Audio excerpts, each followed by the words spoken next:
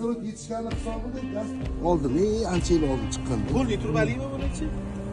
Qadachasi. Men bunaqa 25 yilga chiqqan, 32 20 ga chiqib turib.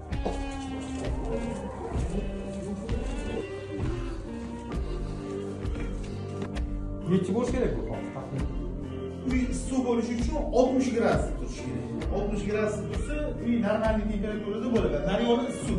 Ko'rdingizku 60 gradus berib qaynamayapti. Bo'lsa hozir 40 beryapti. 50 litr bo'ladi. Nechta xonaga?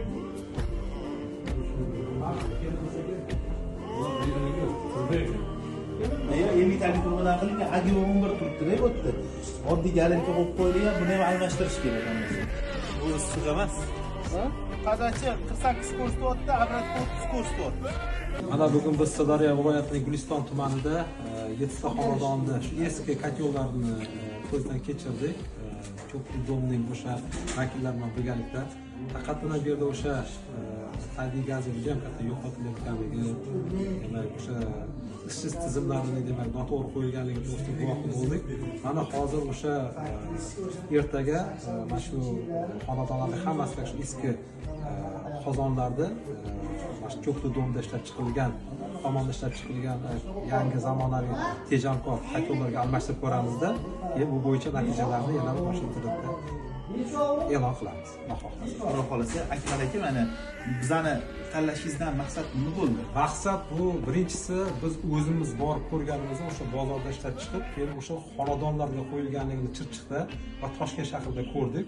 Haqiqatan ham bitta o'sha 520 kvadrat metrdagi xonadonda o'tgan yili biz bazamiz bor, to'g'ridan to'g'ri tekshirganimizda 2,5 kub yoqqan xonadon dekabr oyida 2020 dekabr oyida 2,5 kub yoqqan xonadon 24 dekabr oyida 1300 yoqqan.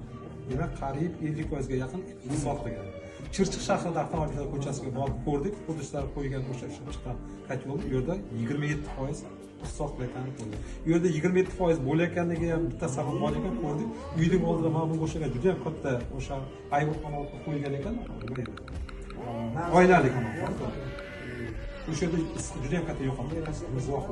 Agarda buni kamaytirib qo'ysa, uni qanday Xudo xolasa, mana hamkorlikni boshladik. Bizi respublika hudud gaz bilan hamkorlikni boshladik. Barcha O'zbekiston viloyatlarida hammasida endi ishni boshlayapmiz inshaalloh.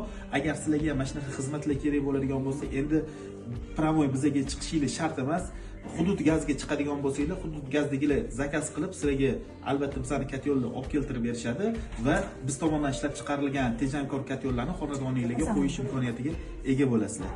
Bizani kuzatishda davom etinglar. Xudo xolasa, bundan ham yaxshi yangiliklarni sizlar bilan ulashamiz.